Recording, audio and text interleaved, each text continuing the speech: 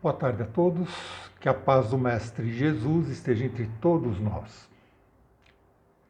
Hoje vamos dando prosseguimento à leitura do capítulo 20, Influência Moral do Médium, que se encontra no Livro dos Médiuns, no item 226, dos subitens 9 ao 12. E o 9, Kardec pergunta aos espíritos, qual seria o médium que poderíamos considerar perfeito? E a resposta, perfeito é pena, mas bem sabes que não há perfeição sobre a terra. Se fosse assim, não estarias nela. Digamos antes, bom médium, que já é muito, pois são raros. O médium perfeito seria aquele que os maus espíritos jamais ousassem fazer uma tentativa de enganar. O melhor é o que, simpatizando somente com os bons espíritos, tem sido enganado menos vezes. Como médios e como pessoas, nós somos todos imperfeitos. E uma medida dessa imperfeição é que nós confundimos o perfeccionismo com perfeição. Nós até nos orgulhamos de ser perfeccionistas, né? E na realidade o perfeccionismo é um distúrbio neurótico, no qual a pessoa sente constantemente uma insatisfação com o seu desempenho e dúvidas com a qualidade do seu trabalho. Isso impede dela seguir à frente. Perfeito mesmo, só Deus. Item 10. Se ele sintoniza apenas com os bons espíritos, como esses permitem que seja enganado? Os espíritos bons permitem que os melhores médiuns sejam às vezes enganados para que exercitem o seu julgamento e aprendam a discernir o verdadeiro do falso. Além disso, por melhor que seja um médium, jamais é tão perfeito que não tenha um lado fraco pelo qual possa ser atacado. Isso deve servir-lhe de lição. As comunicações falsas que recebe de quando em quando são advertências para evitar que se julgue infalível e se torne orgulhoso.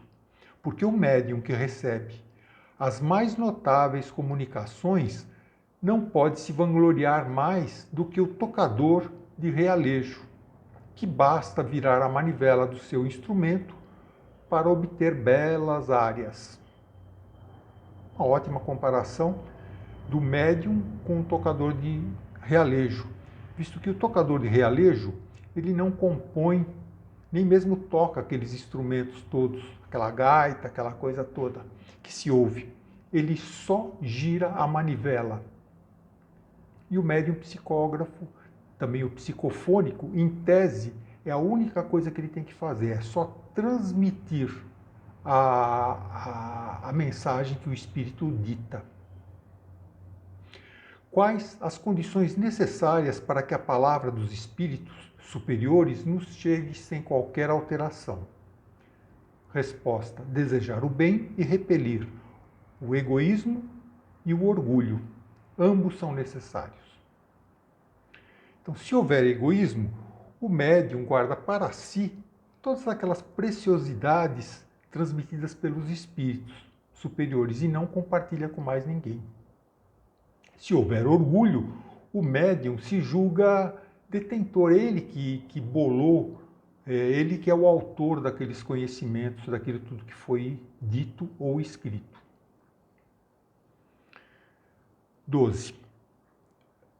Se a palavra dos espíritos superiores só nos chega pura em condições tão difíceis, isso não é um obstáculo à propagação da verdade?